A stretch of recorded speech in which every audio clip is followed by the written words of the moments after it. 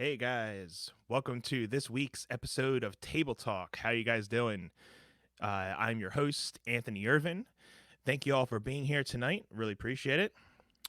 I hope you guys are having a great Thursday out there. And if you guys are watching, feel free to leave us a comment tonight. We only know the number of people that are in here tonight. We are broadcasting from Facebook on my Facebook music page, Spoken Life music page, and my fan page, as well as Periscope and Twitch tonight. So make sure you guys are hanging out with me and our special guest that I'm going to get to in just another minute here. Make sure you guys are sharing tonight and using that hashtag Table Talk. So without further ado, let me introduce to you guys this week's special guest, Justin Yates. Everybody. Hey guy. What's going on, Hi, brother? How what's you up? doing? Thank you for Not being bad. here. Thank you for having me. Yeah, man. So, everybody, this is Justin Yates. Justin, why don't you give everybody a little background and let them know who you are? My name's Justin Yates. I play acoustic guitar. I'm currently in Sacramento, where the sun is shining ever bright right now. I had to move all this because it was blinding the camera about 2 seconds ago. Yeah, it's a very good angle you got there, my friend. Thank you. Thank you. Thank you. How you doing, man? I haven't seen you in a while. For those It that don't has been know, it has been a very long while. It's been too long. I've been mhm. good. Those who know, I'm about a month out from being a dad, so getting my tables in order for all that's about to go down. So just want to shout out some people in the chat here that we have. We have Sabrina. How you doing, Sabrina? Hey, Mike. Thank you all for joining us. Make sure you guys are sharing out the feed tonight and using that hashtag Table Talk. I'm here with Justin Yates tonight. Sabrina, thank you for that share. Really appreciate it. So, Justin, when did you start playing guitar? I started playing guitar at like 13, but I didn't start taking it super seriously until I was like 17. And then I've been playing professionally ever since then. Gotcha. Gotcha. Now, did you when did you actually start knowing, like, when you were playing guitar, that you wanted to actually start performing? Was now do you have, like, also, I guess, two questions in a big question? When did you know, like, you wanted to start performing, and do you have any family members that are musicians as well along with that? Yeah, I've got a couple cousins that play music. Um, Not my mom or my dad really or anything like that, but a few distant cousins. But as far as your first question, I started I started taking it really seriously about 17, something like that, and all I played at that time was heavy metal and all different types of metal music, and I Mm-hmm. just was doing that all the time, and I knew that that's something I wanted to do. Uh huh. But at that point, I was already like acting on a stage from like an earlier childhood, so kind of bringing that into music and wanting to tour and do things like that really went hand in hand. So around there, I knew that that was something I wanted to do. But a few years after that, I started getting into acoustic music a little bit more, and I started kind of focusing more on that. Um, but I would say full fledged, probably about 17. I was playing like regiments of like 3 hours a day and just Mm, going nuts and selling all my possessions to buy what musical gear I could get and right. subjecting, every waking moment to it. But yeah. Sounds good. Yeah, I mean, kind of in the same way. Coming from a can't necessarily say a family of musicians. I mean, my dad was a guitar player, and he was the first one to kind of introduce me to the guitar. So just like you, I had the guitar. I fell away from it for a little while, and then in about high school, I started knowing some guys and friends that were playing guitar, just getting into bands and everything. And I'm like, well, my dad's a guitar player. I had this old like, I think it was like a Rogue, or like, it was a, I forget the brand name, but it was a very Mhm. cheap guitar. And just started picking up some chords. He taught me some chords, and then he actually bought me a Squire. And then I started getting that's when everybody started doing like the guitar tablature. You can do all that. Then I did some lessons, and I didn't really. I guess the guy that I was being taught by really did. I didn't have that good of a connection with him. Hmm. He was a jazz. He was, yeah, he was more like a jazz guy, and I wanted to learn more rock guitar. I think one of the songs that I was trying to I wanted to learn was a Stain song. I think it was either "It's Been a While" or "Outside." It was one of those songs, or "Fade." And I said, "Hey, can you teach this to me, like how to play the chords and everything?" Hmm. And he's like, "All right, well, give me the CD, and next week, let me just get a week to."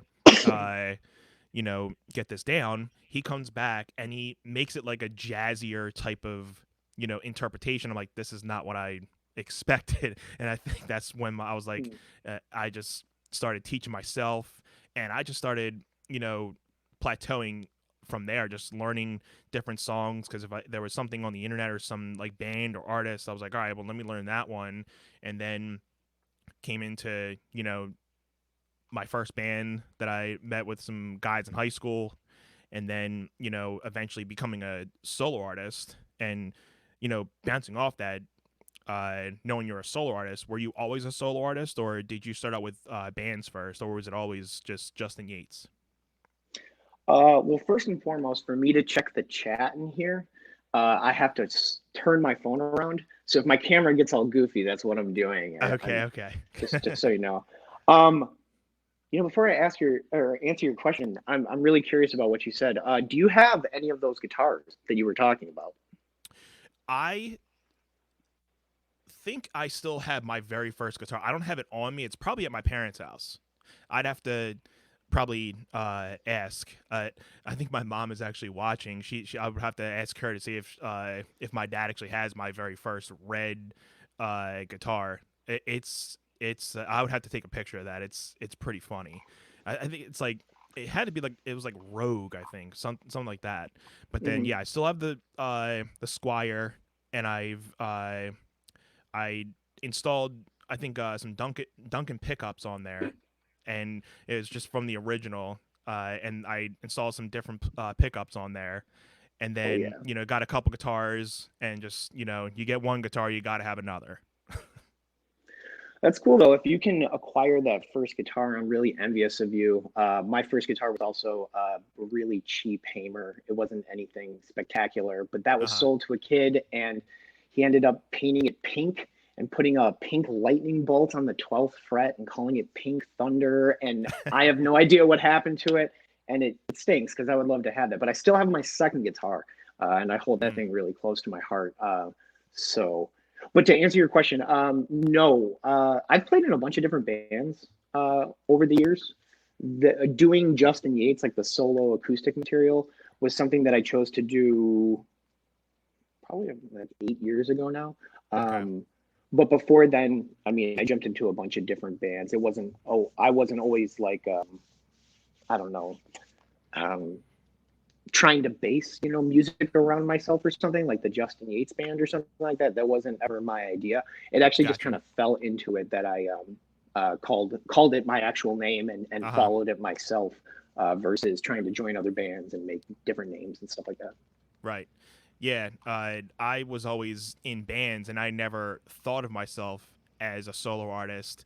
And because I was always a rhythm guitar player, so I was always that guy behind the lights that didn't really care about messing up, because I'm not the number one guy out here. So if I mess up a chord or if I mess up a solo, you ain't gonna know it's me. But then you know push come to shove, I start, falling out of bands here and there.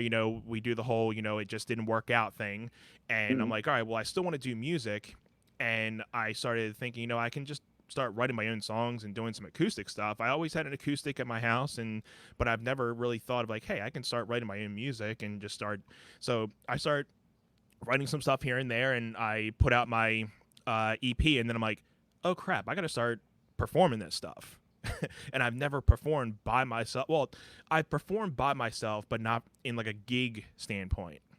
I've done a like a little talent show for school, and Hmm. that was like the only time that I really performed by myself. But I guess, I always like to say, like, I guess you can define that as my moment of like, oh, maybe I can go solo one day, because I played a Jimi Hendrix tune and I actually won first place on it, which I was not even expecting. I just, Nice. and that's what actually got me going into my first band. The lead guitar player actually saw me that night and said, "Hey, I'm starting this band. Why don't you come join me?" And that made history as well. And then started getting into heavier music like you were saying. I ended up getting into a heavy metal band, which it was a very big shift, because I had all these. What was the name of the band? Was it like I lie next to the river, or So suicidal shopping carts or something?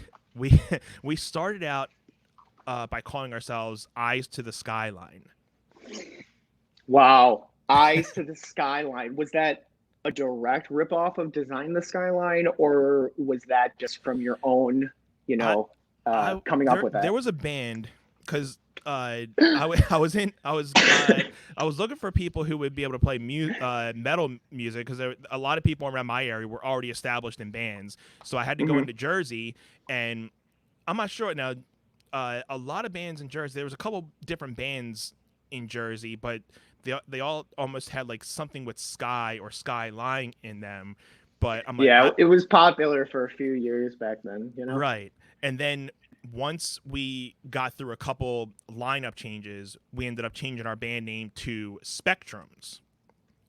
And Hmm. that was, I think, that was when we really started getting into our craft of, being able to really write together. But we didn't really last too long. We had some dropouts. We had this, but it was a fun time. We were able to. It was like the first time I was able to actually go out and tour outside of PA. We went out to Ohio to record our EP, and we actually played some shows out there. So it was like my first and only time that I've ever got to really say that, hey, I've like played outside of PA, like not Nice. not necessarily like an hour away. It was like a 6 hour away thing. We actually went to Ohio twice. We went to Ohio to record, and then I believe a couple months later we were asked to go back but play some shows out there. So we stayed with the dudes that actually helped us produce our CD. So it was a really fun time. Very So nice. what was the name of the metal band you were in, or metal bands? I played in a whole bunch of like garage bands that usually fizzled out before it became anything. Most recently, I played bass for an alternative band called Tadashi. You can hear one of the songs that I recorded with them on my Bandcamp. Uh, But I've played with a few different bands, and some of those bands are actually fronted by people wanting to be like the front man. right. Um, but nothing notable.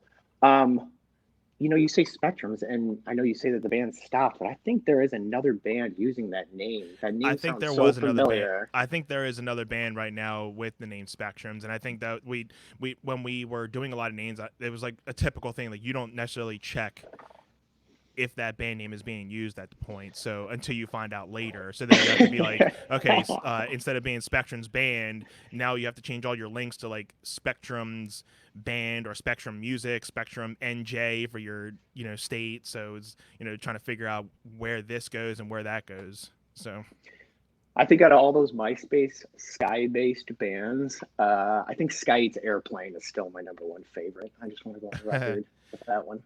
right, my mom actually just sent a picture of my first guitar, so I'm going to show that to you real quick. Nice. Oh yeah, that is it a Rogue? Can you see the headstock? I'm going to try to see if I can focus that headstock. See if I can. You should get It is that. a Rogue. You should get that and bring it back to life. Make that a little project for your YouTube or something. That would be Dude, awesome. you'd have a lot of fun. The nostalgia's there, and just you'll get all those warm, fuzzy feelings inside of you. It'll be a good time. That's been like something that's on my bucket list though, of like designing my own guitar from like scratch. That's been like a something that I would want to do. So that would be kind of cool if I ever took that and just like reformed it into something of my own. That would be pretty cool. Yeah, you definitely could modify it in a bunch of different ways depending on how crazy you want to go. Yeah. Exactly. I at this point I just wouldn't know where to start where it goes with what you want to use, where you want to go. So I'd have to do a bunch of long YouTube searches to start Your going with first it. your the first thing is just plugging it in and see how dirty those pots sound from I can not only being used for imagine how forever, I just can only crunch with imagine. the Oh volume yeah, knob. I can only imagine how awesome that sound is going to be. Yeah, that'll be fun. I can just hear the noise just like screaming, just turn me off right now. It's fun though. Those projects are always fulfilling in many different ways, especially if you can use it uh, in real time. If you can use it towards a new project or a new song or something like that. And I know there's a Right. bunch of purists out there that it doesn't matter, what kind of guitar it is. They think it's sacrilegious if you put something new in it or something of the sort. Uh huh. But guitars get old, they need maintenance, and sometimes an upgrade, without taking chunks of wood out of it is still, okay. It's not the end of the world. You know what I mean? Yeah, and that's kind of where I'm getting with recording too. Like you always see like people saying like, yeah, I recorded this guitar track with this old acoustic. It may not be a Mm-hmm. main like a name brand like a Gibson or something, but Mm-hmm. it sounds so good in the mix that you would think it sounds like a very expensive guitar. So just getting into different recording styles, and it's just weird how when you dial in a tone for like a live setting, that tone actually probably wouldn't work in a recording setting because it may not fit inside the mix a little bit. You may have to tweak that a little bit to make it fit inside of actual recording mix, whereas you're setting up something for a live mix, you may need a different type of tone, which is something that I'm getting used to. Yeah, there's so many different variables that come into play. And if you're using, an older guitar that, it's subjective. If you have an older guitar that someone really enjoys and they love the sound, and someone else thinks it's an old piece of crap, but you can bring it into a studio and get a really nice sounding mic on it and control that and get somebody behind the board who knows what they're doing. You can bring some life into some of those instruments. And good and bad are subjective in many different ways. And if it fits the bill and it sounds okay, especially when stacked up to a lot of other acoustic recordings, let's say if we're talking about acoustic guitar, Uh huh. if it does the job, it does the job. And if you go back and listen to a lot of acoustic recordings, they're great. I mean, I'm no source to say, you know, I do any better, but there are a lot of bad recordings of acoustic guitars out there. So, you know what I mean? Yeah. It doesn't sometimes, that $5,000 Taylor, is a great guitar and it's awesome. But if it's not in the right hands, it's not going to sound really good. And, your $200 Exactly. Yamaha, excuse me, your $200 Yamaha in the right hands is going to be the best. You know what I mean? And no one Exactly. else can convince you different. It is what Right. it is. Because that's what I mean. They always say like where musicians or people that are making some type of art, they think, oh well, if I buy this product or if I buy this guitar, this drum head, it's going to make me a better player. But sometimes that's not necessarily the case. A better product is not necessarily always going to make you the better player. It can inspire you to be better, but if you're still set in your ways of your skill, a better product is not going to make you better. It just will only inspire you to get better. So like you're saying like a $5,000 Taylor guitar on like a beginner guitar player may not sound the same way as if you play that same guitar with an experienced guitar player. They're gonna play it way differently and it's gonna sound way differently.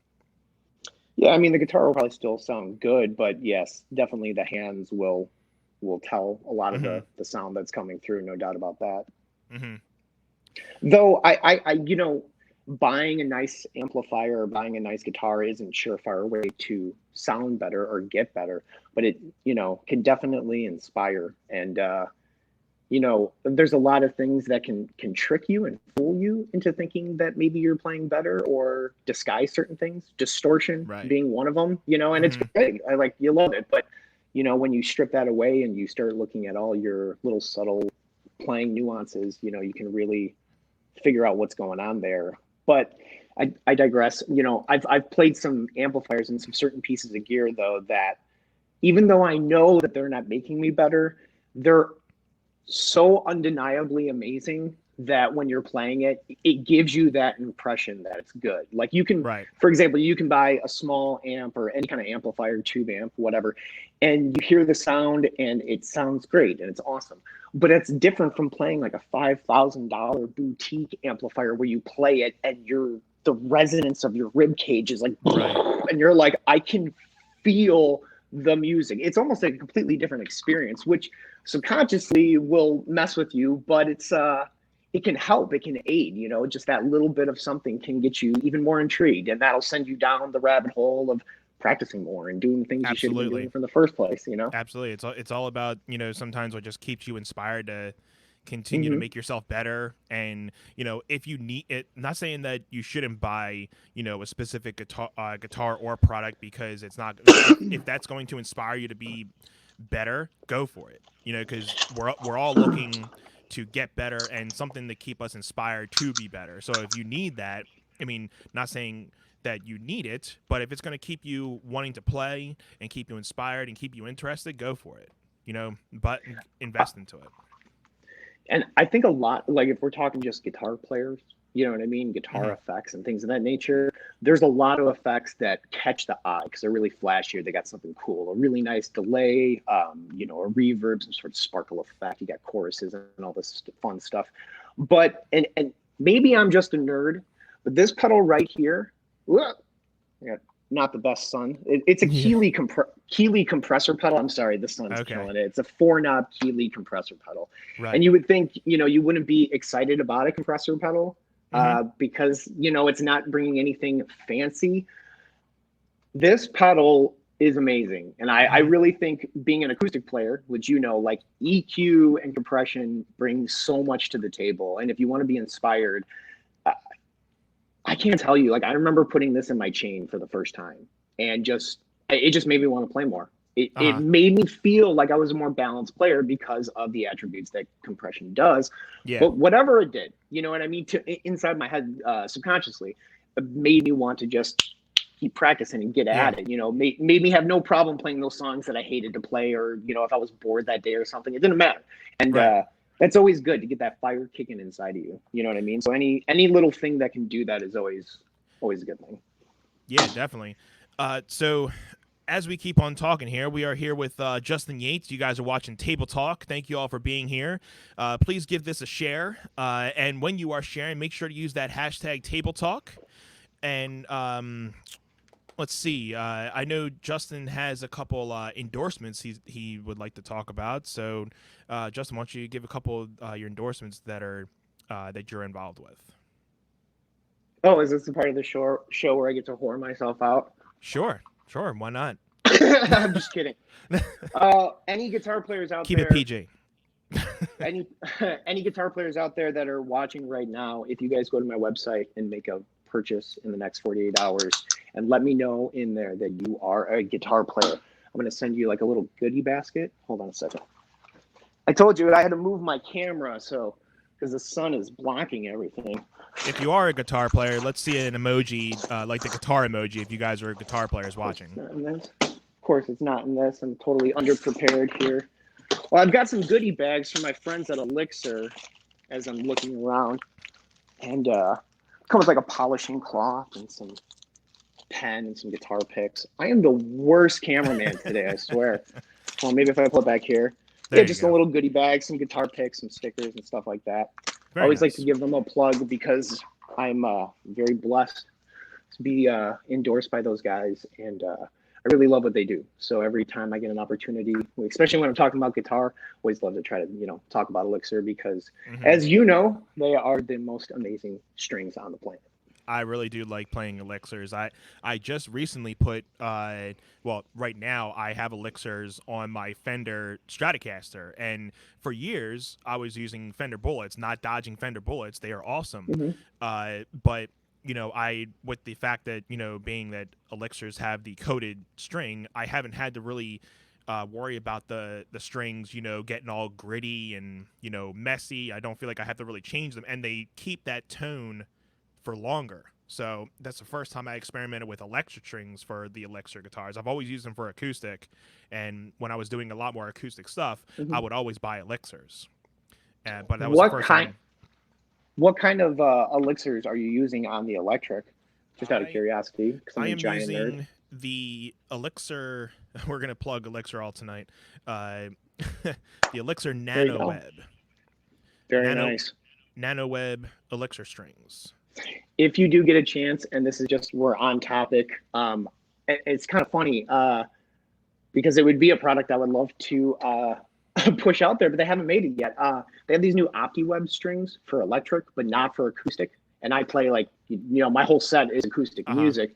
If you check out the link, you'll hear I do other music too, but that's pretty much what I do now. But the OptiWebs for electric are actually they're hard to describe, but I think that they're really cool. And if you do an A/B comparison, you playing electric as much as you do, I know you do Clapton covers and Hmm. Jimi Hendrix, Eric Clapton, stuff like that. So you're playing all different types of leads. You're noodling around. You're playing chords. So you kind of Right. have multiple perspectives. Uh huh. I would try an A/B comparison with those because those are pretty interesting. And like I said, I'd love to plug them as there's something I use, but I'm good with Yeah. with the ones I usually use. But for electric, they're really cool. And I think about a month or two ago, Elixir. I mean, not that they sent just me. I think I was because I'm part of their mailing list, but they started putting out a mailing list of beta testing for the OptiWeb Very strings, and I nice. put in for that. But unfortunately, I wasn't selected as one of the ones to do the beta testing for them. I was really excited to hopefully be one of those, but they I they would just say I would say keep hitting them up because they do that all the time. Like that's one of hmm, those cool things that they do. They actually get real life feedback from people and want to hear that kind of stuff.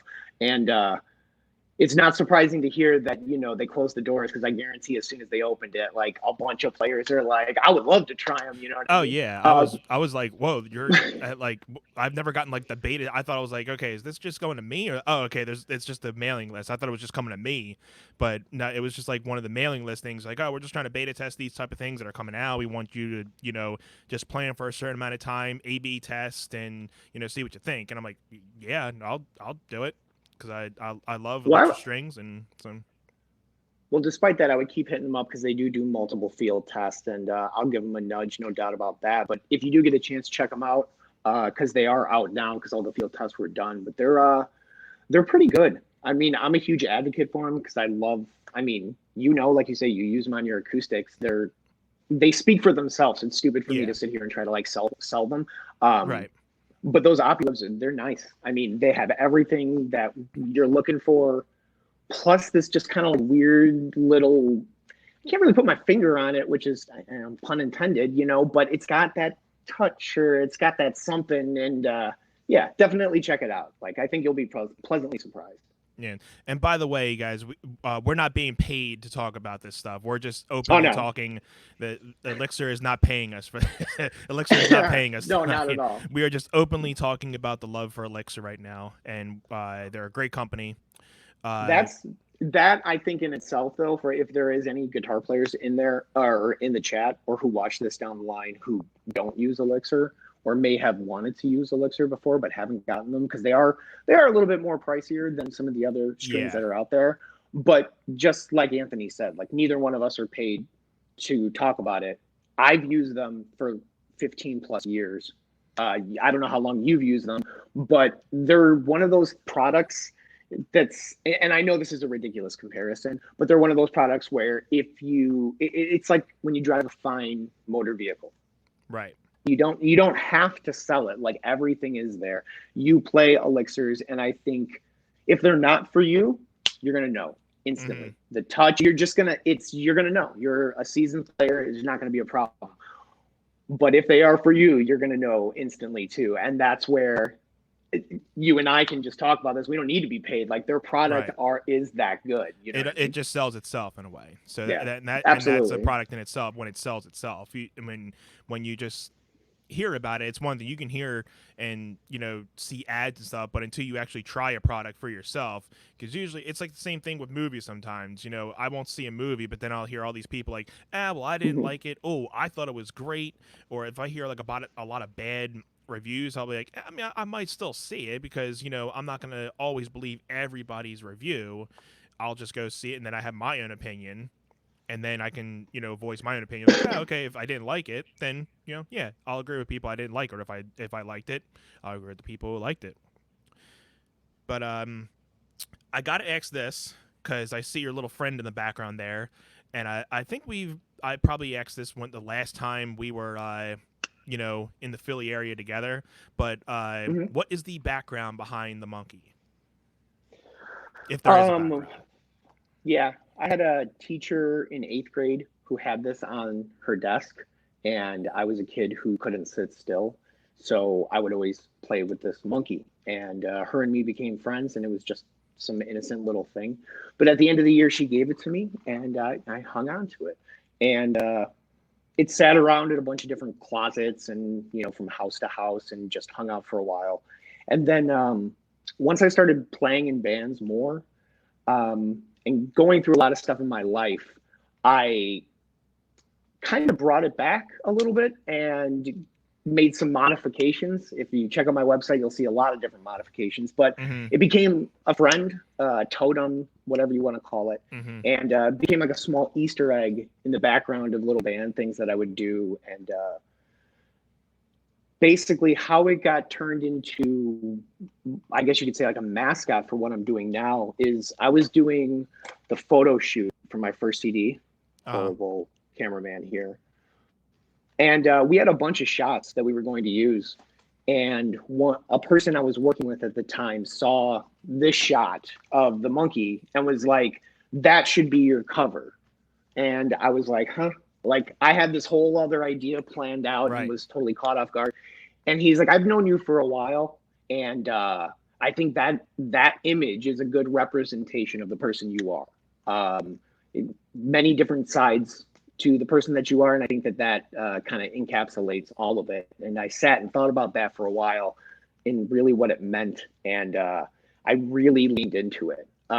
So the first CD, it's definitely on there, and then the second CD that I just put out, it's got an animated version of him and a lot of different other variations of him.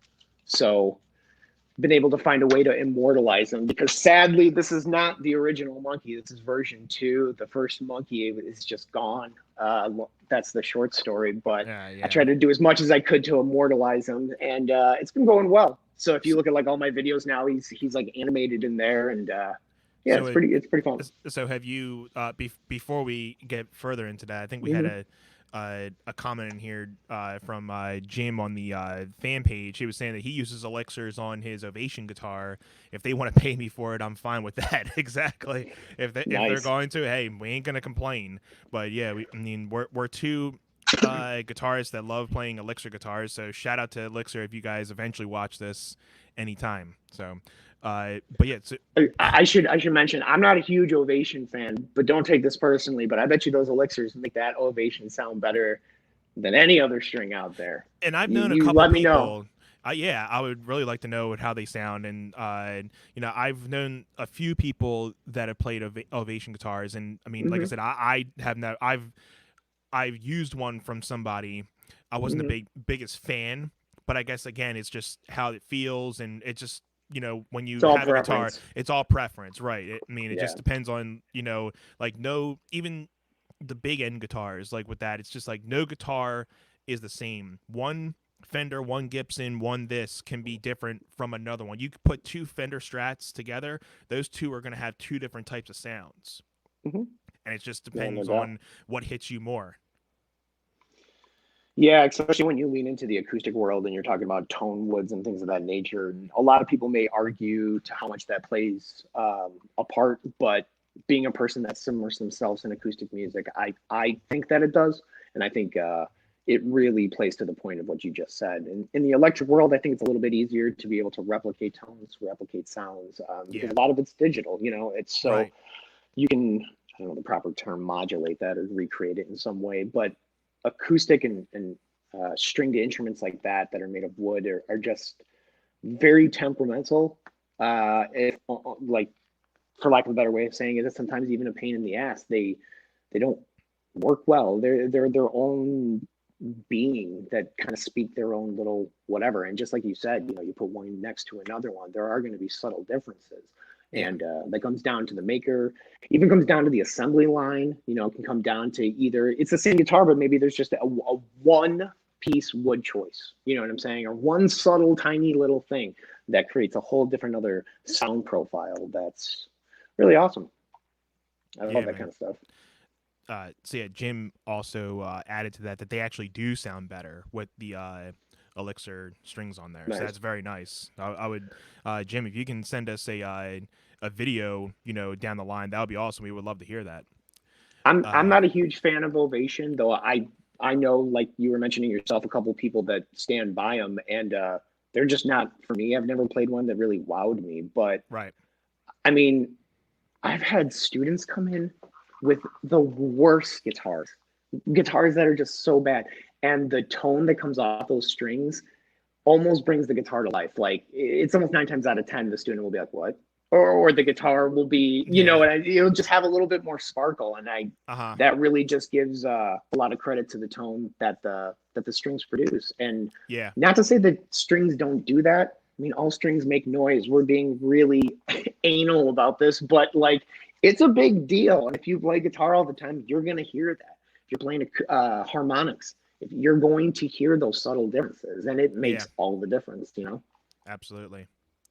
So to bring us back to the monkey, uh, I think you had a sale before, or correct me if I'm wrong, that you made a couple of the monkeys and made them for uh, like as an actual merch product, or is it just one monkey Yeah. and you? No, what we did was I can't sell this guy for Right, obvious reasons. right, But the likeness of it is something that I did create. So I'm able to create that. And what we did with the launch of the last album was do crochet made um, versions of this that were a little bit bigger. They were modeled a little bit more after this right. because this image is on the CD, it's on like t-shirts, it's on, all that stuff. Um, I only made a handful of them because they were costly. Um, but I also wanted to make it like limited edition. Um, in the future, I'd like to do other fun things in the same realm, but with those, because the price point was so high, it just seemed like it was the smartest thing to do is just make a handful of them. Those diehard fans that really want one of those monkeys will definitely get one. And I just, made a promise to them like, hey, I'm not going to make another handmade monkey again. That was it. That's all you get. Um, Truth be told, though, the process of going through it was nothing short of a nightmare. So I've been trying to look, like I said, into other alternatives. So hopefully in the future, I'll be able to have something a little bit more um, mass producible, I guess you could say. Right.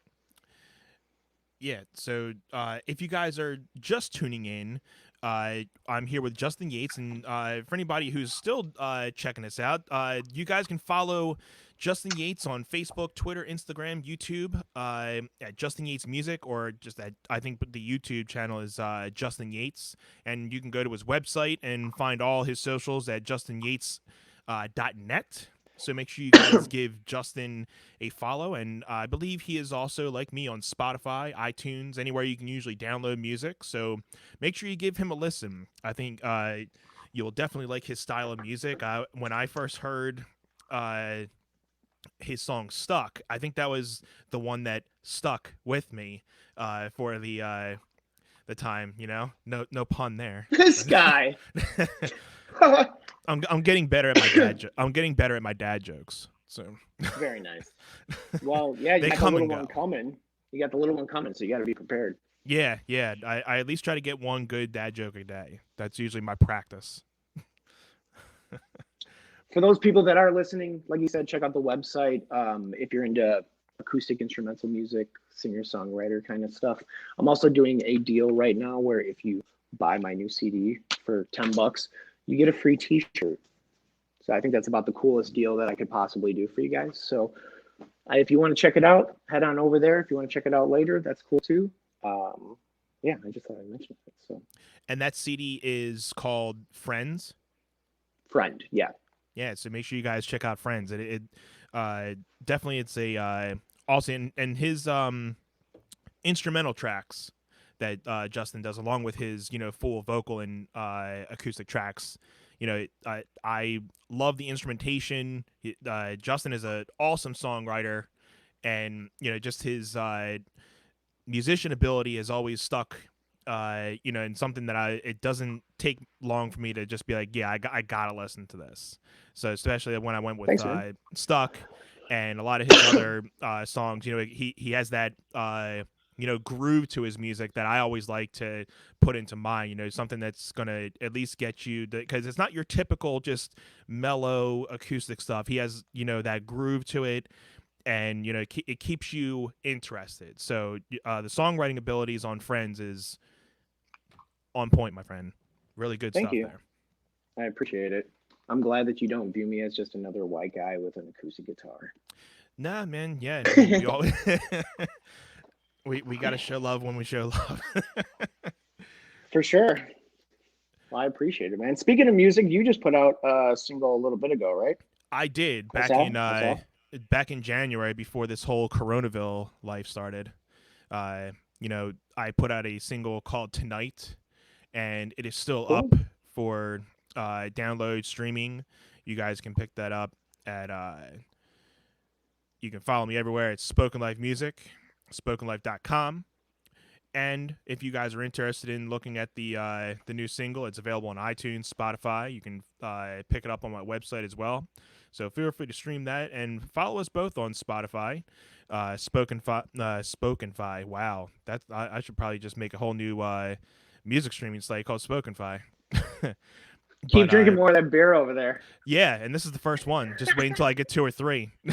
I might actually start that whole The stream. spoken life. The spoken streaming site. Oh, that's funny. But no, you guys can follow us both on Spotify, Justin Yates and Spoken Life Music. We would really appreciate the follows and the streams.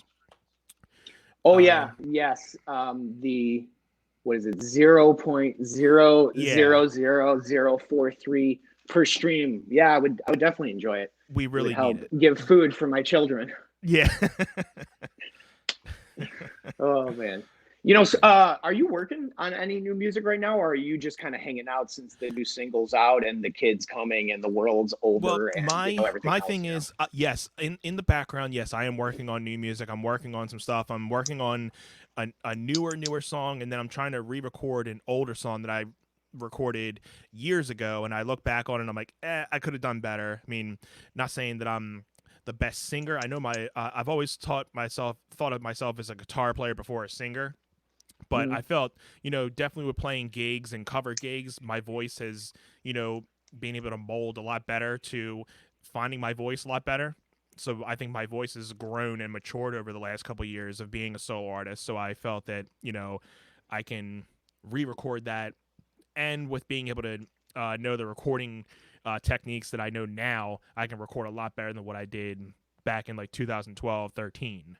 So is it a full band song or is it a single solo acoustic? They're both going to be full band. Nice. So and the one newer song is going to kind of be more of like the blues rockier feel of like Tonight. That's kind of like where I'm going a lot with my newer style of music.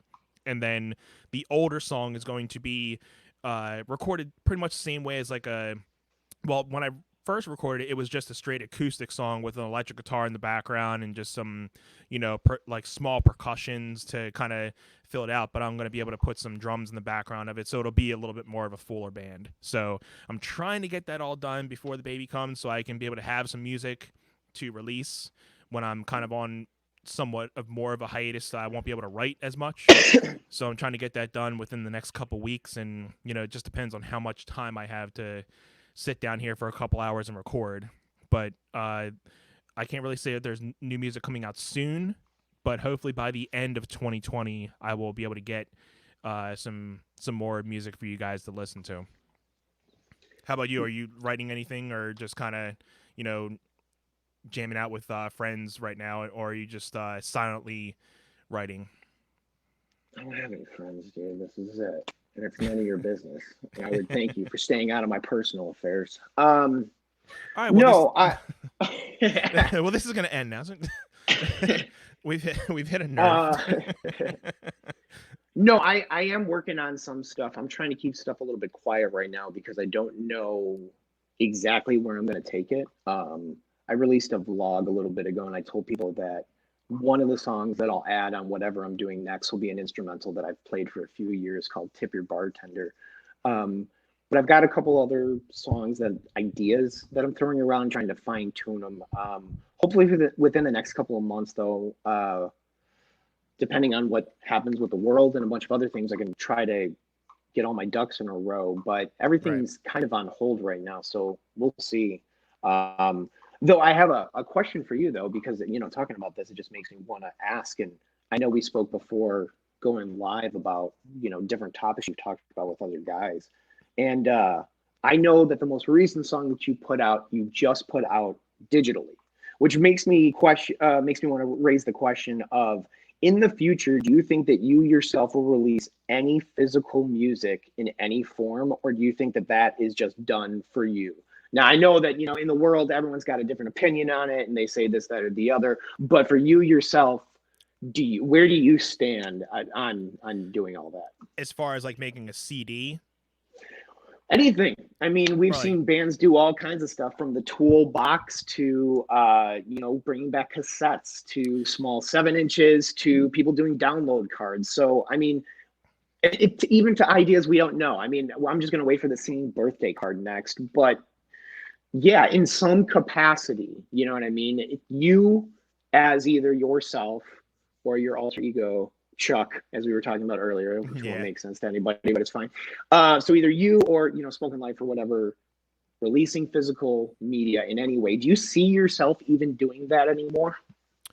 Um, I mean, with everything going on right now in my personal life, Mm-hmm. and when I've done physical sales, uh, not saying that I haven't had any sales, but uh, I haven't gotten. I feel I'm always spending more and not breaking anything. Which I mean, as a musician, you're gonna live with that for a good while until you break something and you start making it. Because 90% of musicians never break even anyway when they're doing a lot of things. So uh, as far as physical sales, I mean, the last thing I did, I mean, I did do a physical sale with my EP Reality, and Mm-hmm. so you can still get physical CDs. I still have a few left. And as far as tonight, I wasn't thinking of putting out a physical uh, track with that because it's just a single. I didn't want to waste a CD, like putting a track on a CD, because I don't Mm-hmm. really. I mean, I haven't seen people put a single on a track of like a CD. I was thinking of the fact of like, I've seen bands and people doing like USB files. Mm-hmm. I was thinking of that. And but as far as like merch, the only thing that I've really, and I haven't, I guess really can't say been promoting it too much, but the thing that I've been kind of trying to keep up with doing is the koozies that I have, which they're right over here. Let me just show a couple of these real quick. Do do do do do. And I'm back. So you got these cool little things Nice. in And you a put couple bar different. gigs, so those are Yeah, like so perfect. They're I perfect kind I of thing. usually put them up in my bar gigs, and Yeah.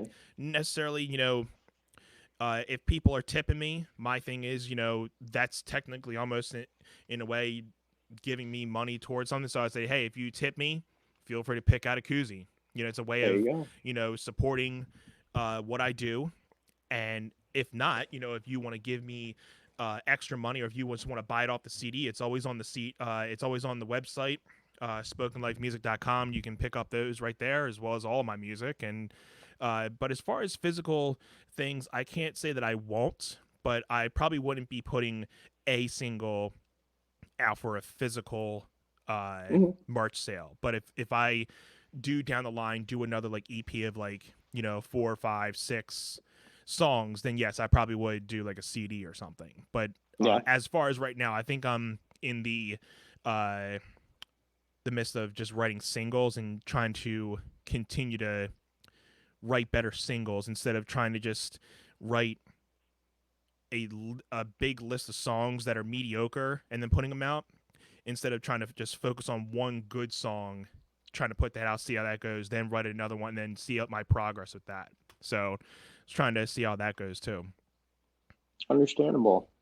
Hey, Tom, by the way, thank you for tuning in. Really appreciate it. If you guys are watching for the first time, this is Table Talk, and you're watching with me and my special guest tonight, Justin Yates. So we got a couple more minutes with you guys, and if there's anything that we haven't, talked about yet, Justin, is there anything else that you would want the people watching around the U.S. or world a little bit more about you, or we've said where they can go check out your music. I know usually we do some live music tonight, but I wanted to kind of just switch it up tonight and just do a little bit of a hangout session with Justin. We've actually met in person back, what was it, 2013, 14? Something like that, yeah. I think he was coming and doing a tour when he was living in the Chicago area, correct? Or Mhm. and Yeah. so he was doing an East Coast tour, and we were, trying to get a gig together. So we ended up playing on South Street together, which was a fun time. And as far as that, I mean, is there anything that we haven't hit tonight that you would want the people to know? Well, if anyone's got any questions, go ahead and send them over. But Yeah, exactly. everything's pretty much on my website. I mean, there's not really much that I can explain. The only thing I'm doing right now is pretty much waiting to see what's going on with the world, like everybody else. Yeah. Trying to tell people about the sale I got going on, and just really getting back to working can a good working condition. We didn't mention it, but you know that I suffer from a pretty bad back problem. So my Yeah. whole life right now is just getting back to performing and just trying to like feel okay. And Right. that's just really all I've been doing, as Mm-hmm. boring as that sounds, you know. Right. Yeah. And, you know, I know since we follow each other on social media, we try to keep in touch. And, I know you've been going through that in the last couple years. And it sucks that, something that, you love doing. And then when you have those type of problems, it kind of takes you away from it. And then, you're trying to continuously, like, you're continuing to get better, and then something brings you back, then you're getting back to that point. So, and I Dude, what's funny about this is, first off, this isn't a problem. Like, this isn't real problems. This is like fun time, jokey. Like, I am extremely blessed to be able to do what I'm doing for as oh long as yeah. I have been doing it. It's insane. But with that being said, like, this is my just hear me out, okay? The issues that I was going with my back, like, I've been performing on a stage since I was pretty young. So, and performing in a bunch of different capacities. So when that's taken away from you and you don't have a choice with it, it is maddening. So Hmm. then to have to work to get yourself back, and this is where this problem really isn't even a problem, but it's interesting because I've gotten back and I've been playing more. I just got like a new rig to try to get back on the road and try to do everything I was Uh-huh. doing when I first met you.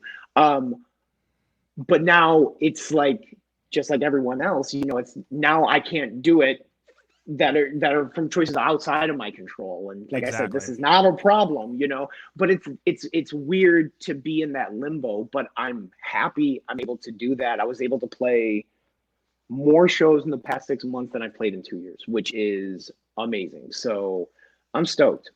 So hopefully, if everything goes well, I can continue to do that. But like yourself, I'm sitting inside waiting to see what the next plan of action is.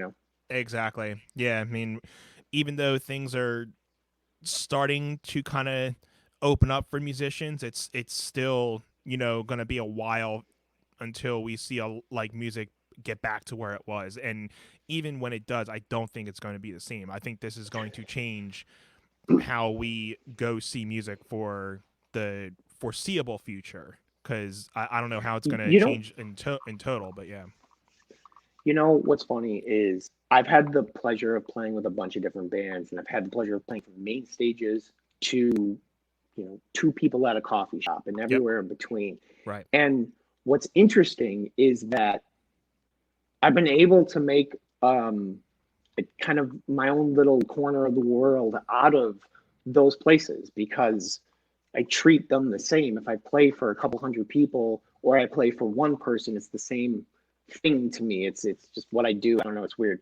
But I digress. Now they're talking about, arena shows, main stage theaters, all these other places. They can't pay the rent. They're going down. They talk about other places where it just doesn't seem smart, to have all these huge social gatherings. But then it does remind me of something kind of funny. And Anthony, you are a MySpace kid. So I have to ask you this, if you remember this. Do you remember a documentary? It was like a trailer to a documentary that floated around the internet some time ago called it was like the reason the world industry died, or it's like who killed the music industry? You remember seeing this? Probably vaguely. I probably have seen it, but never really actually read it or listened. But it seems like something that I'd be like, oh, okay, I gotta either look at it or read it. I don't ever remember. It's so weird that this just popped into my head, but take it for what it's worth. You guys go down the rabbit hole with me. What else are we doing, right? Right. So in this trailer, I just remember that they had all these older musicians that were on there. They had the singer of Incubus, the guitar player. They had guitar players from Black Veil Brides. They had just a lot of signed musicians from an era that made a good amount of money touring and selling records. And basically, this whole trailer was, Napster killed the music industry, and everyone like, you don't make money on album sales anymore, and this, that, Right. or the other. And that was just basically, the premise of the movie. Who killed the music industry, and going down these different avenues to figure out, what was that. But that's not the point. And I can't believe, once again, I'm quoting this, but there was a section in that trailer I vividly remember. It was spoken by Fred Durst. Yeah, Fred Durst. Okay, but he goes, I think that music is in the best place that it can be because it's burned to the ground, and this is the time where you'll see the phoenix rise from the ashes. Like, this isn't the first time that like something has been broken or something of the sort. Uh-huh. Music's fun. It's entertaining just as much as comedy and all these other things, and it's definitely not a necessity. It's something that we're very blessed to be able to do. Yes. But I think that we will see that now. I've already seen it myself. I've seen people posting online who are musicians who grind out being musicians who are like, I got a job selling cars. I'm never going back to playing music again. And I'm like, I have my own feelings on that. But right. I think a time like this is going to be one of those times where people are pressed and they're going to, take a pay cut, take some time off, do what they're going to have to do, get whatever job they got to do, but they're going to rise from it. And if, they have to play like the Violent Femmes, if I have to play in a bubble and everyone in the audience is in their own private bubble, and I'm saying, and the sound guy is in a bubble or something, if that's what we got to do, then that's what we got to do. And we're going to wait to do it. And if that only means I can sell 6 tickets to those 6 bubbles, I'm going to play to those 6 bubbles and we're going to have a hell of a time. It's going to be great. Exactly. But I don't know. I think that this kind of thing, and we're just talking about music, right. But I think going through this, people kind of see things from a different angle. And I don't know how many people are going to continuously do what they were doing before under the circumstances. And that's where I think when time is pressed and hopefully everything can be okay, I think musicians that aren't going to follow to the basic norm of, what major labels are pushing them on or management companies, I think those ones are going to come up with some creative ideas. And you're already seeing sort of some of it now. I mentioned the Violent Femme things, but even look at the comedy community. People doing, drive-in shows too. Chappelle just had that special. Yeah. But more notably, I know an East Coast musician named Joey Harcum. I can't remember if he's from Maryland or not, but look him up. He's a real talented dude. He plays some really good stuff. I know he tours with Bumpin' Uglies, but he just did a drive-in show. He also did this promo where he was like on the back of a yacht. And I think he worked, like, don't quote me here, but I think it was something like he worked with the yacht company and they put a PA on the boat. So they would be driving around to people who are like at their houses, but they're not like able to go anywhere. So he's out there jamming. It was something like that. Don't quote me. But those types of ideas are genius. That is amazing stuff. And that's the kind of stuff we're going to see more and more of, which I think is really cool. I totally agree. I think, like you just said, that I think the creative, like the people that have that creative mindset are going to be Hmm. fine, because they're going to, if they're going to find ways for people to listen, where, This is what they love doing. So it so they're doesn't going to, matter how they do it. They're going to find a way to do it, yes, within something. And they're going to find a way to do it that's in a way that's not putting people into danger. Because that's exactly, what people are worried about. They don't want that responsibility. They don't want that on exactly, their shoulders. That's just too much to take. But people who can't do anything else and are going to do this are going to find some way to fit into their place and make it work. And right, I'm interested to see how it'll happen, honestly, because like I said, I've played from up shows to down shows in the trenches, and I can't wait to see what guys up here are going to be able to do, what they're allowed to do, yeah, to how now people in the trenches are going to be maneuvering. right, And maybe that is this it? Is this the future? Is this how we'll right, play shows? Things like that. I think it's very interesting to see how that'll come to fruition. And these aren't problems. We'll figure it no, out. It's something. A lot of people got worse problems to talk about. But in regards to two musicians talking about things, this is quite a very interesting topic. You know what I mean? yeah, and that's why, just like you said, this is something, why I started this, just to kind of hang out with musicians, see where it goes, find topics, hanging out, not even just to promote each other, but just to kind of see different sides of musicians. And, because again, like we were talking before the show, we were talking that not many people get to see musicians in different lights. They're always seeing musicians with a guitar in their hand, or a piano, or drums. They don't get to see the behind the scenes. They don't get to see how much hours and, like, sacrifice that we're doing to not necessarily like please everybody, because no offense, we play music not just for you guys, but there's times where I'm playing because I need to play. Dude, my music will make people feel uncomfortable. I've had to play, I believe it or not, I've had to play Valentine's dinner shows before, and my song, I don't know why they Ooh, would book me. My songs are about like heartbreak and things of that nature, and they're not really the best songs. Those were some interesting looks when we had yeah, dinner that night. But it is what it is. But right. no, different walks of life are cool, and it brings a lot of different things into play when we're talking about how we're gonna, address things in the But I liked how future. you said that creative minds are going to find ways to continue to play music, continue to get people out in safe conditions, and like you were just mentioning with that artist doing like the yacht thing, that's things that you're thinking. I Hmm. think the people that are going to think outside the box, you're going to see a lot of those interesting things, and you just sparked a whole different conversation that we we could probably go back on this for another hour if we wanted to, because that's like a cool thing. Now I'm like really interested to see with you, like, what type of creative things people are going to do. And it's the thing with us, it's with all this, it's going to show us how can we, with that same thing, how can we continue to get people to listen to our music without physically being in front of people. How can we continue to, I mean, like you said, is it just going to be continuously doing live streams? Is it going to continuously doing live streams, not necessarily like this, but like, how we're doing a lot of virtual concerts for people, corporate events and stuff. Eventually we're not going to have to do all virtual. Eventually it's going to go back to normal to some extent. But, I think on a writing standpoint now, I think you're going to see a lot of artists come out with, a boom of original music or anything, because I mean, if you're a if you're on the mainstream scene, you know you could just be doing live streams, but those guys, most of those guys don't have day jobs. Music is what they do. So it's either you're playing out for people every night, or you're just sitting at home and writing.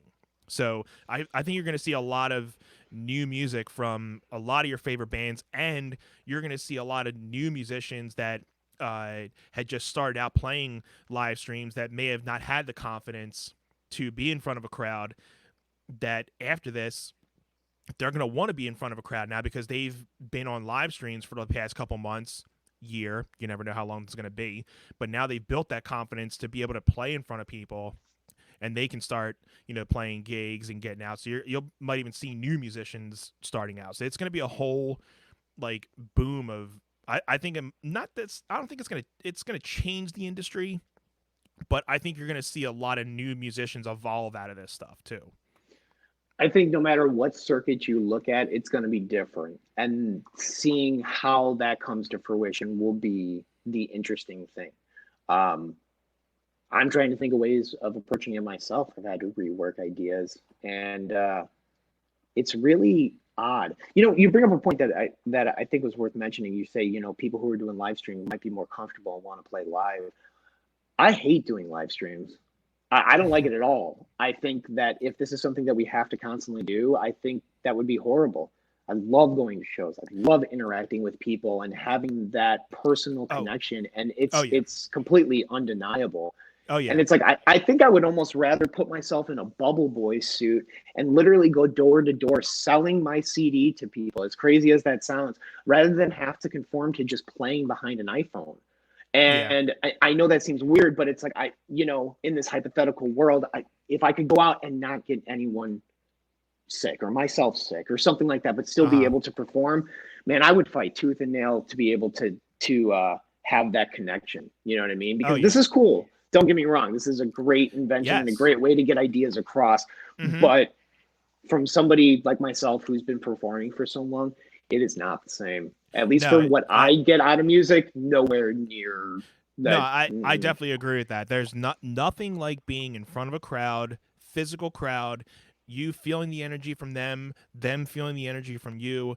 I mean, don't get me wrong. I started out as a live performer. Mhm. Not until I really started doing the cover gigs, I started, doing the gigs and then live streaming. But then, obviously these last couple months, I've been doing everything through a live stream. And, it's two different spectrums when Yeah, you're totally. when like you just said, it's different when you're playing in front of a camera and you have nobody there. You're basically just playing in front of a camera and hoping for interaction. Where you're at a bar or you're at a venue and you're playing in front of, whether it's two people or 2,000 people, it's it's a totally different experience. And It's not a bad thing, but I think no, we're no, we got I'm some not guitar knocking it. player we got some guitar players in here. We're both guitar players, respectively. I don't know if I call myself a guitar player, but um, oh, I just totally lost my train of thought. I'm sorry. I'm so sorry. It's all good. I do it all the time. Don't worry. But no, with backing up with that, it's not that I'm not knocking live streaming. I love being That's what I able was gonna say. to. If you got it, you can go ahead. I was gonna say I'm not knocking it, but it's like the difference. A guitar player would know the difference between jamming with a looping pedal and jamming with a person. Yeah. Hmm. Like, and every person's going to have that experience different. Playing to one audience can be different from another person, and their motives for doing it will be different, and how they get from it, that's all convoluted, whatever. Uh huh. But just that simple nature of just playing to something that is a machine rather Yeah. than having that organic interaction, it's just I there's something about it that irks me. I don't know what it is. And you've seen I've done live streams, and I'll still do live streams. If you guys follow me on Facebook and all that fun stuff, you'll see me I pop was up just from time to gonna. time. I was just gonna bring But that up, saying if you were gonna do any. I mean, I know yeah, you haven't been, but I've seen you do a couple here and there. yeah, I'll just pop up like because I'll practice still my normal regimen. So every once in a while I'll pop up, and I'm not doing like a scheduled performance thing. And it's cool, but it's just there's something in me that gets so much out of what I'm doing and what I've gotten back from people and the response to it, that Uh huh. like there's just something with if I'm just looking at this phone playing, it feels It's weird. And I it's I know definitely how weird. odd this sounds.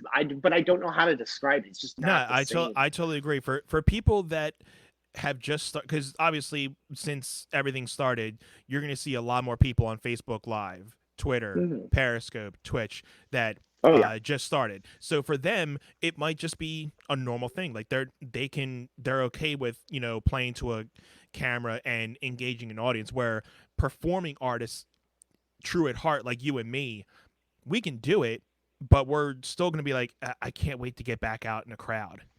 I don't know if that's me just being like an old man having demo-itis, holding on to something of the past and not allowing this new medium to be something. Or maybe I have the spectrum, and since I've experienced this and now I'm experiencing this, I know the two and I can't choose. I don't know. I don't know what it is, but it just doesn't feel. No, I I like I don't s- think you're alone on that. I can't do it. I don't think you're alone on. I think there are many people that are just waiting because you're gonna get people that are gonna be like, okay, I got a gig, I got gigs here, and I'm just waiting to be like, okay, when's my turn to start playing again? I mean, I have an opportunity that I'm waiting on, but we'll see what happens. But it's just the point of I can't wait to get back out, whether it's before my son's born or after. I hope to be back out, in the near future. But until then, this is my main source of being able to, get my music out. For sure. And don't get me conflicted. I'm not knocking it for you or Yeah, yeah, anybody yeah. else. I understand how it could be a great thing and how it's a good medium, how people can promote it in many different ways. I mean, we've seen people exploit it to using full concerts and it's worked out well for Right. benefits to even small, chaps, small fishes going out there and playing in their garages and grabbing some money from PayPal, just playing a couple tunes. Yeah. And it works. It's cool, but yeah, maybe from a background of being a performer or something, but it just I don't know. It makes me lean to what we were saying before, those creative sides of trying to find other alternatives because it is I'm not in isolation completely over here, even though I just got my buddy, but Are you guys it's keeping 6 feet weird. away? Yeah, right. I shouldn't make him his own mask. It's just weird, like not having that connection. I've been listening to a bunch of different comedy podcasts, and it seems like some of the comedians, like, I feel that they're the ones, at least that I've been hearing, that feel the same way, where they're like, I didn't understand how much I missed it until it was gone. And it's like, Yeah. I've known that because of my back and other stuff, but just sitting here, it's even more like, I can't even man, I just want to get imagine out for there. I can't even imagine with comedy because comedy you definitely need an audience. I mean, Yeah, that would be it's hard. That would be very hard to live stream that because you can listen to a comment and see like all the ha's, but that's not the well, same thing as well, hearing people actually react to it. Well, it's even when you do like I've seen these live gigs for musicians being offered where they'll have like Zoom parties and they'll have Yeah, like a whole bunch of people you can see, and they'll even do that for comedy too. And even yeah, with the latency aside, it's just not the same. it's just weird. Like, and maybe because we're not used to this, like I said, we need to conform to this norm, to the this huge problem that we're having. God, this is Hmm. so hilarious. But like, maybe we need to conform to it or something. But like I said, I think I'm more willing to put myself in a bubble costume before I have to conform to being like, well, my next tour is going to be on my iPhone. On this date, I'll be playing from my living room, and on this date, I'll be playing from the bathroom. And Yeah, in 2 weeks, I'll be playing my new song from the bathtub. Come on down. I right. don't know if I don't know.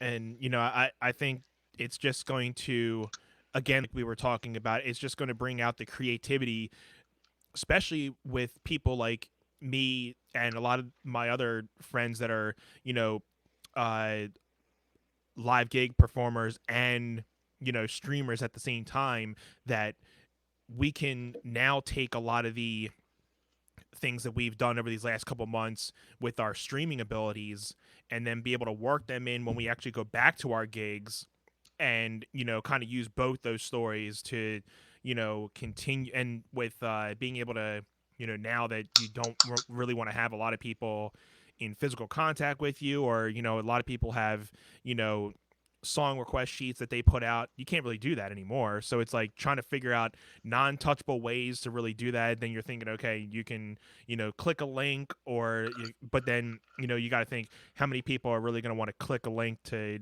see a song list. You're trying to make it in the easiest possible way, so it's like you got it goes back to your creative shtick that we were talking about. That I think the creative sides of musicians are really going to start heightening themselves to figure out how they can pull people in to keep them interested, and how that will transpose to not necessarily being a better musician, but there's always that, I guess, gray area of being a musician and then being an entertainer, because with today's mainstream, I think you see a lot more entertainment artists than actual musicians, because Yeah, you see a lot I of don't. people, a lot of musicians Mm, today, they may not be the most talented, but they have marketing down pat, and I'm we can not go sure. on with that too. But Yeah, I'll leave it on this comment. I'm not sure how much sense this will make, but it's something that makes perfect sense to me. Is I don't ever want to be an entertainer, and I've seen what that does, and I know those types of people, and it's fine, and I understand why they do it, and that's great. But if you find what I do entertaining, we're gonna have fun. yeah, We're gonna have a lot of fun, and like, don't get me wrong. In the vein of what you were talking about, it's smart to incorporate live streaming, things like uh that, huh. into a new world for monetary reasons, for marketing reasons, for all kinds of reasons. But I think I'm just an old man. I think I would rather not set all that up and just take more time to actually connect with the people that are there versus like And worrying about that. there's people that are like that. Some people, there's like, oh, did we lose you? Oh, never mind. Are you there? My phone will continuously ring. Yeah, I'm Okay. here. Sorry, I got a phone call. Okay, no problem. No, but yeah, I almost lost my train of thought too. Uh, but no, the fact that there are people that don't live stream and they just rather be more connected to the people that are right in front of them. That's fine too, and I don't knock It's any people that are like that Yeah, either. and don't get me wrong, I'm not trying to say it's better or worse, or it's like you can't do both or you need to do the other. It's just, and I've done both. I like it, but it's, I don't know, it's just another thing, if Yeah, that makes sense. And it's because it another can get redundant whatever. to I be don't like, know. you're listening to your audience and then you're trying not to forget the people like on your phone. Then you gotta like, okay, I'm here for you guys, but then I also have my, online friends here that are watching too. So you want to try to, so it's like multitasking in a way, which I'm not the best multitasker, but I think with that, like, I'm able to kind of, have my time where I'm looking at the audience out there, and then have my one or two times where I go back to them and say, hey, hope you guys are having fun.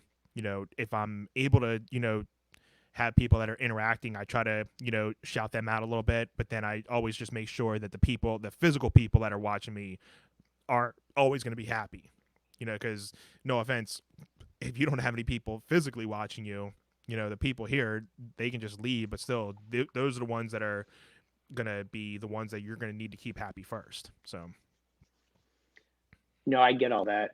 And despite all that and how much I agree with that, and I wouldn't even mind setting that up. I honestly think the way that I view music and the way that I think I put myself into it, I try to have no more distractions going on than what I'm actually doing, because I think it actually like steers me away from being in the mindset I need to be to like play the songs in the way I want them to be intended. And when I have all these other hoops, um, which are fine, don't get me wrong. I mean, like I can manage it, and I'll ask for help when I don't need it or when I need it.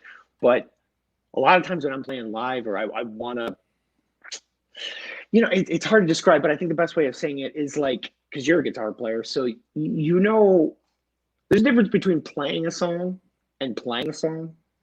Like you yeah. can play a song because you know the song and you have muscle memory and it's whatever. But there's a difference when you're putting every thought, every ounce of you in what you're doing. Yeah. And some music isn't like that. Some music is nothing but that. I feel that the music that I'm creating is nothing but that. And I feel like I need to have that mindset going into it, as weird as that sounds, because I know the difference. I've played gigs where I just played the songs and I'm like, this is not good. Like I don't want to Yeah. do that for the people that are there. And maybe that's I'm not able to focus, or it's a problem of mine, but I find that I just do better when I have less of those distractions and I can just focus on the Yeah. job at hand that I'm trying to do, the message that I'm trying to get across, the people Right. that are there, and trying to just perform the best way that I can possible. Exactly. Exactly. Musicians are always gonna, you know, try to, because I know I'm my own worst critic when it comes to, looking back at myself and be like, yeah, that wasn't the greatest performance. I probably could have done better. But then somebody will come up to me after and be like, dude, that was awesome. And I'll be in my head, I'll be like, yeah, I totally sucked tonight. But so that kind of just lets you know that, sometimes the listener, not saying people that are not musically inclined, but sometimes your mess ups don't care that much to them. that like, oh, I missed that Yeah, you chord, or know I what? missed that note. They I'm don't to- care. Oh, I'm totally aware, and I know that everyone's perspective is different, but there's Right. a lot of times, and you'll hear it in my music when you check it out.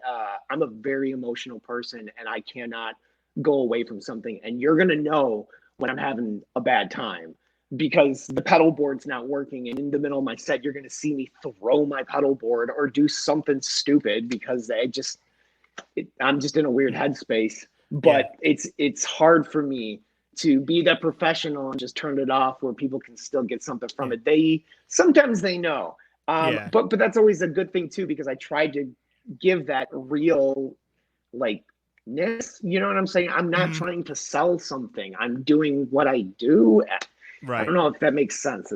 I don't know. Now It's hard to explain. the only person that can kind of really obviously know when I'm having a bad night or like when something is bothering me is my wife. So she'll just automatically know because either Yeah. the facial things that I'm the expressions that I'm making, or what she just knows when I'm having a bad night, and she's like, uh, she'll come up. I'll go up to her after like I'm on a break or something. She's like, you didn't play that the right way, did you? I'm like, no, I did. Or she's like, you didn't like that set, did you? I'm like, no, I did not.